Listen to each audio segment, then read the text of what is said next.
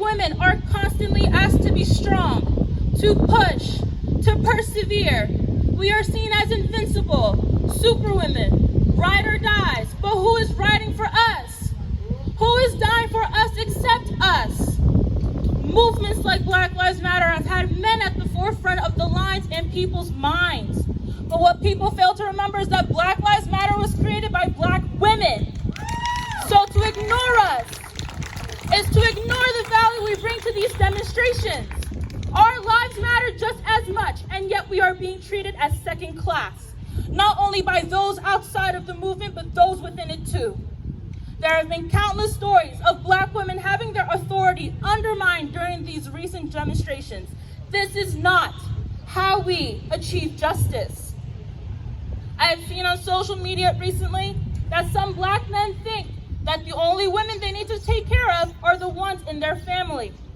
And yet Black women are expected to drop everything to take care and protect Black men, Black women, every man and every woman and everyone in between. Many men that they have no ties to besides the similarity in their skin color. And we do it because we want our liberation too. I'm not saying this to be divisive, like my Black sisters have been called when raising these issues.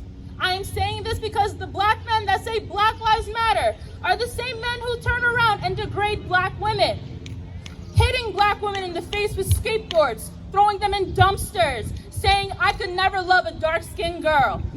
Tone policing, when we have every right to be angry with how you are treating us on top of how the system treats us. Hello, what is up, my peeps? Hi. Hello, welcome back to my channel. If you're new here, welcome to my channel. My name's Hafiza. I am a lifestyle / current events blogger, vlogger, YouTuber, influencer, Instagrammer, all of those things on this very here interweb. And I'm here today to talk about something that has been very important to me, like forever, but has recently come to a head I said recently twice. You know what I mean. I will try to make this video as short as possible. One, because I have internship in like 30 minutes. And two, because there isn't really much to get into besides the obvious. So I'm going to state the obvious and hopefully y'all run with that. And moving forward, we can get past this situation. All right. With that being said, I remember that I forgot my notebook in my room, so I'm going to go get that real quickly. Okay. Water secure. Notebook secured.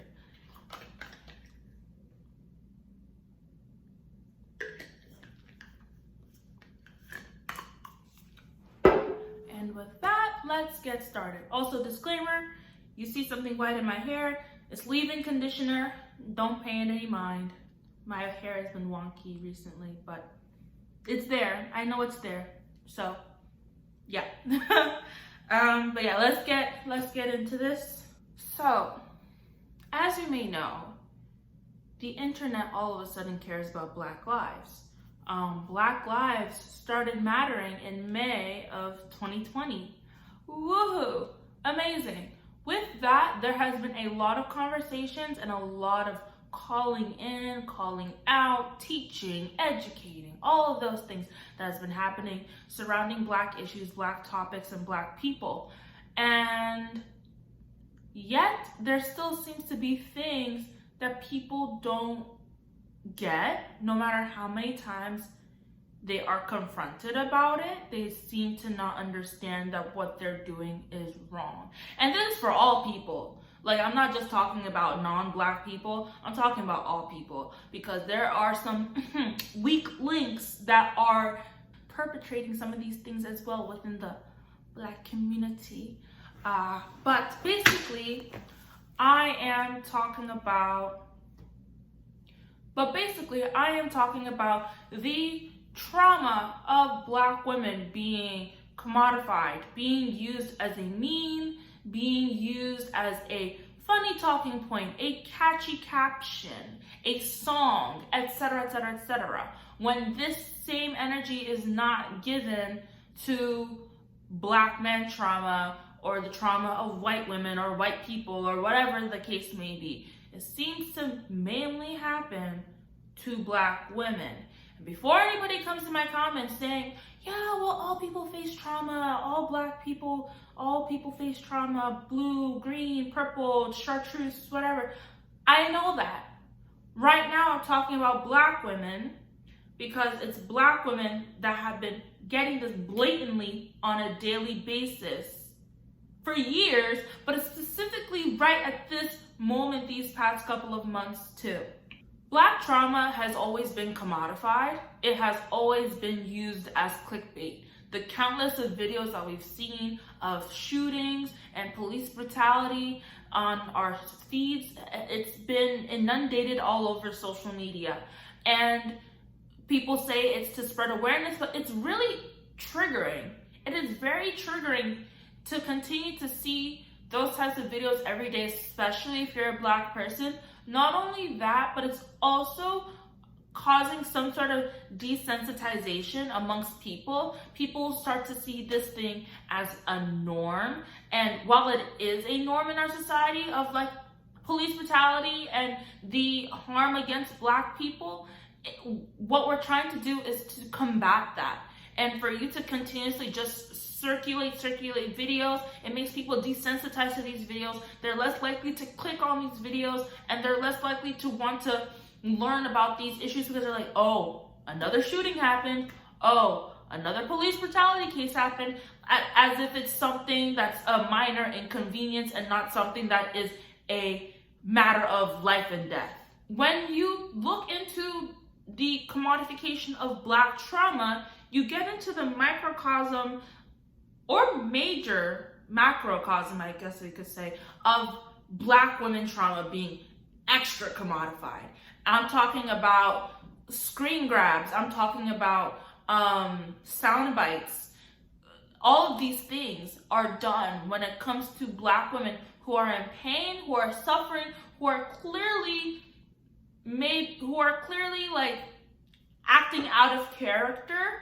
And rather than asking for their help, if they need help, if they need any type of guidance or whatever, people laugh at them, people use them for their memes, for their reactionary posts, all of those things. And this seems to mainly only happen to them.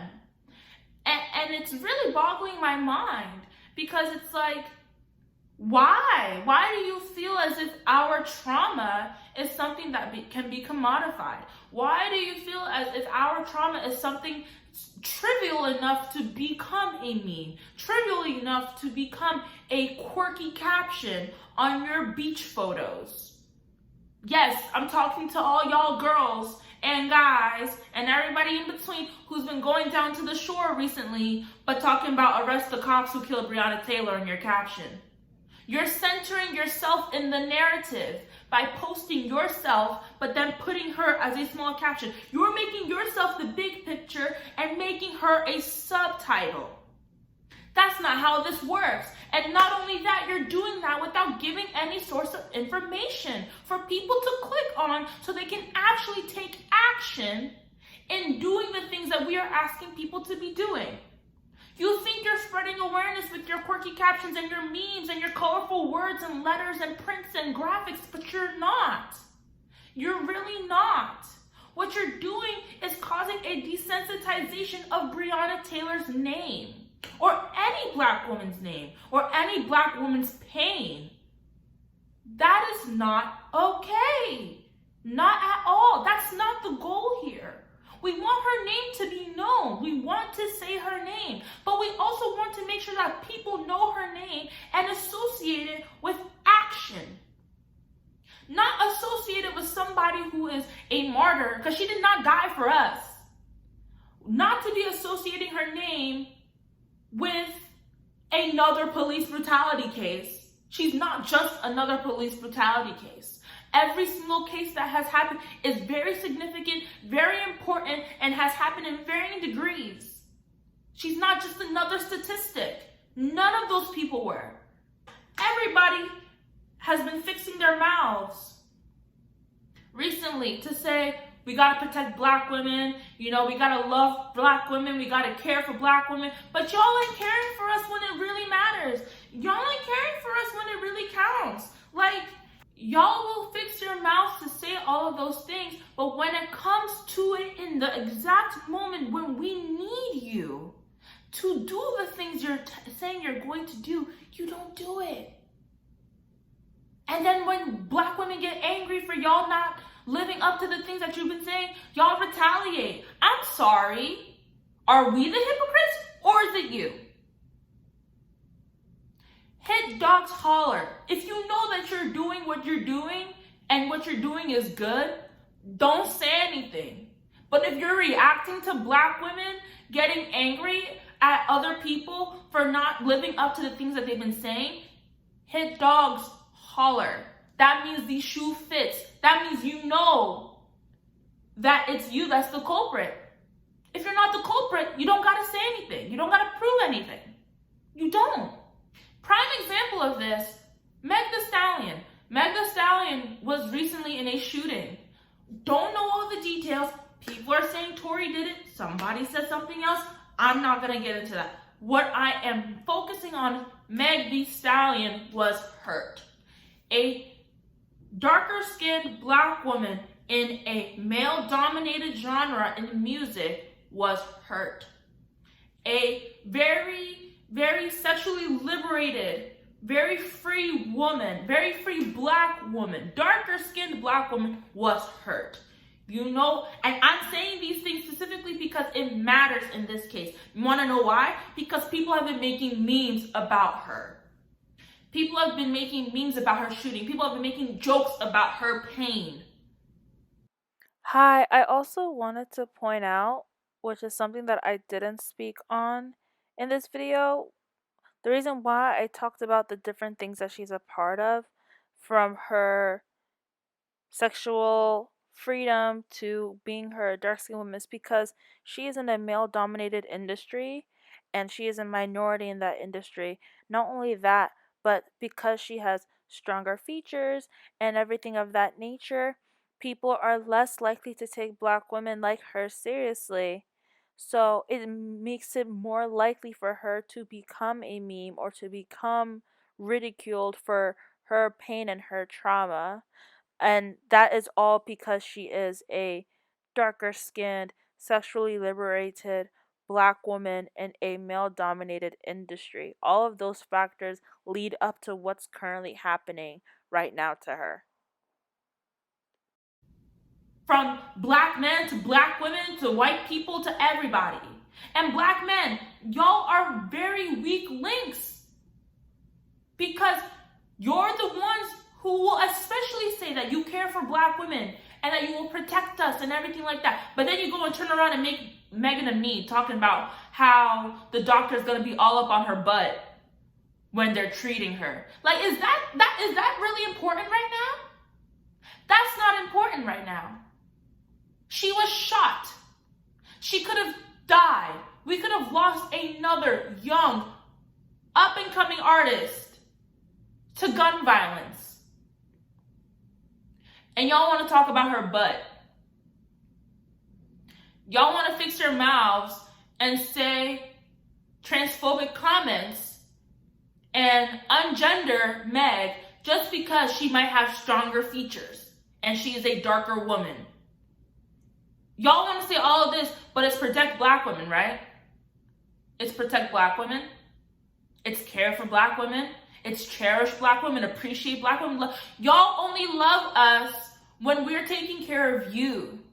You only love us when we're your therapists. You only love us when we treat y'all like charity cases. We don't have to do any of that. That is not our job. And that is tiring. To continuously be seen as something like a rehabilitation center. Black women are not rehabilitation centers. We are not. We are not here to save you. And you think that, some people think that we're making a big deal out of nothing. Literally, one of the writers or the creators or whoever she is of The Vampire Diaries literally said that white women are failing, so she has put all her hope and dreams into black women to bring us out of the dust, or whatever it may be. I'll put the thing up here. Huh? White women failing is not our problem. You need to collect your own girls. Collect your people. Let them know that what they're doing ain't okay. Why is it up to us to save everybody when nobody wants to save us, when nobody cares about us? We're not catchphrases. We are real people. We are human beings with literal lives. And it comes to a point where it's just like, does anybody really care about us except us? And even then, there's some of us who unfortunately have some internalized misogynoir, and it just comes out in the surface. Drea recently made some really insensitive comments about Meg's shooting, equating it to Whitney and Bobby, talking about, I want that type of love, or whatever the case may be. No, that's dangerous. No. And y'all do the same thing for other black women too.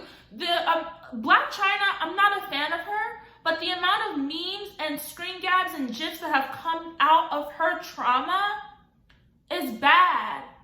She has an emotionally abusive relationship with her mother, and yet people just look at it and they laugh and then they scroll and continue. Peaches, that whole media sensation, Peaches, she is not well. But there are suburban white teens who are making fun of her, who are pushing her up, but they're laughing at her. They're not laughing with her, they're laughing at her. If you're gonna say you care about black women, make sure you put your money where your mouth is. Follow it up with action. It's not a thing that you just tweet and then you're like, I'm done. My activism is done for the rest of my life. I have tweeted that I care about black women, and so it is. Because I tweeted it, that means I do. That's not what that means.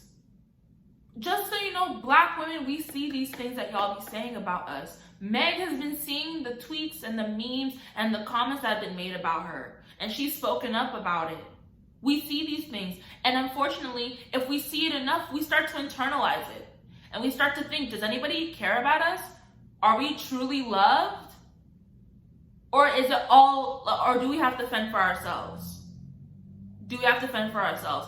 Do not fix your mouth to call upon a black woman to help you when you have done nothing to help her. That is not how this works. We are not here at your beck and call. Stop using the memes. Number one, all those Breonna Taylor memes, the ones that are associated with yoga poses and sunshine and rainbows and all that stuff, stop sharing them. It's not doing anything. Stop sharing them. Share graphics that have tangible information that you can use in order to spread awareness. Share that instead. When advocating for us, don't just put us in your captions. Don't do that.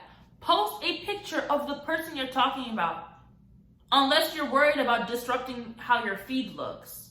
Because if you care more about the aesthetic of your feed instead of seeking justice for people who have been wrongfully harmed, that says a lot about you and what your priorities are. F an Instagram feed. There are lives at stake. F an Instagram feed. It doesn't matter.